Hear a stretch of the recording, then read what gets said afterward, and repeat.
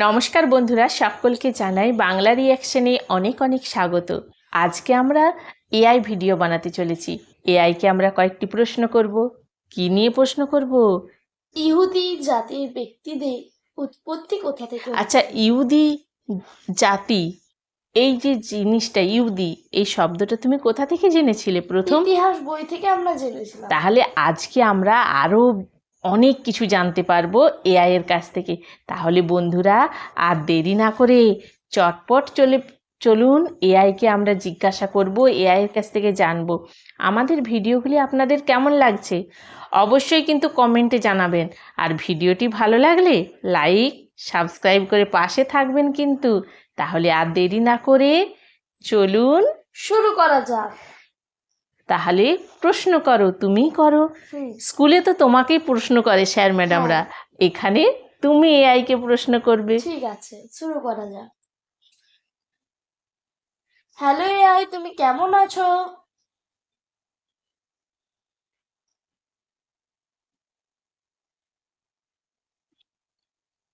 তুমি কেমন আছো? আমি ভালো আছি। আমি ভালো আছি, ধন্যবাদ। আপনি কেমন আছেন?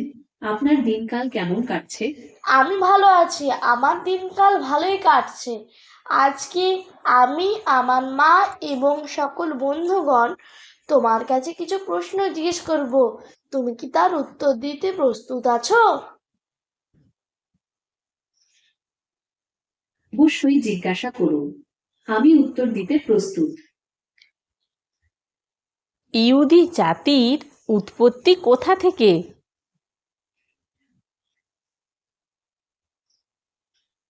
ইহুদি জাতির উৎপত্তি মধ্যপ্রাচ্যে।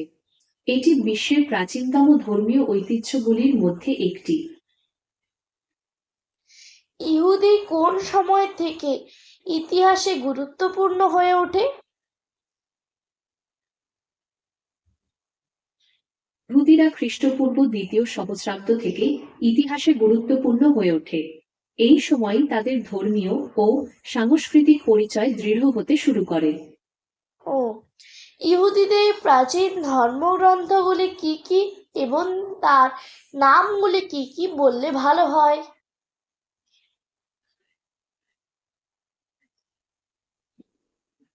ইহুদিদের প্রাচীন ধর্মগ্রন্থগুলির মধ্যে সবচেয়ে গুরুত্বপূর্ণ হল হিব্রু বাইবেল, যা তানখ নামেও পরিচিত। এটি তিনটি অংশে বিভক্ত: তোরাহ, আইন, নেভিম, নবীদের বাণী এবং কেতুভিম, অন্যান্য রচনা। ও, ইহুদি ধর্ম কিভাবে শুরু হয়েছিল? ইহুদি ধর্মের শুরুটা হয়েছিল প্রায় 4000 বছর আগে মধ্যপ্রাচ্যে। আব্রাহাম নামে এক ব্যক্তি প্রথম এই একেশ্বরবাদী ধারণার প্রবর্তন করেন।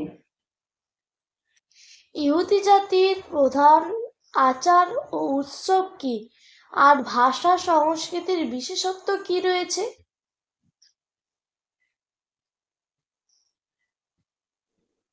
ইহুদিদের প্রধান আচার ও উৎসবগুলির মধ্যে রয়েছে সাব্বাত, যা প্রতি শুক্রবার সূর্যাস্ত থেকে শনিবার সূর্যাস্ত পর্যন্ত পালিত হয়। এছাড়াও রোশ হাসানা, ইহুদি নববর্ষ, ইয়ম কিপ্পুর প্রায়শ্চিত্তের দিন এবং হানুক্কা আলোর উৎসব তাদের অন্যতম গুরুত্বপূর্ণ উৎসব। তাদের ভাষা ও সংস্কৃতির মধ্যে হিব্রু ভাষার ব্যবহার, সিনাগগে ধর্মীয় উপাসনা এবং ঐতিহ্যবাহী খাদ্যাভ্যাস উল্লেখযোগ্য। তাহলে তাদের খাদ্যাভ্যাসের মধ্যে কি কি রয়েছে?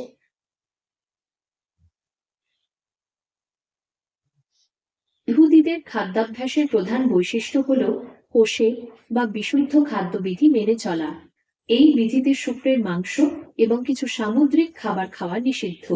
মাংস ও দুগ্ধজাত খাবার একসাথে রান্না বা খাওয়াও নিষিদ্ধ।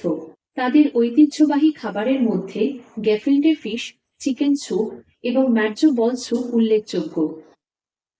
ও, ইহুদিরা বিশ্বের কোন কোন অঞ্চলে বেশি ছড়িয়ে আছে? ইহুদিরা মূলত ইসরায়েল, মার্কিন যুক্তরাষ্ট্র, ইউরোপ এবং বিশ্বের অন্যান্য অংশে ছড়িয়ে ছিটিয়ে রয়েছে।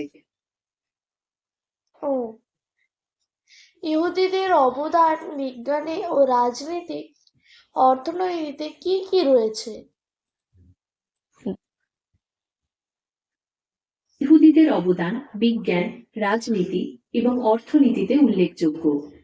আইনস্টাইন, ফ্রয়েড, মার্কস এবং আরও অনেকে বিভিন্ন ক্ষেত্রে গুরুত্বপূর্ণ অবদান রেখেছেন।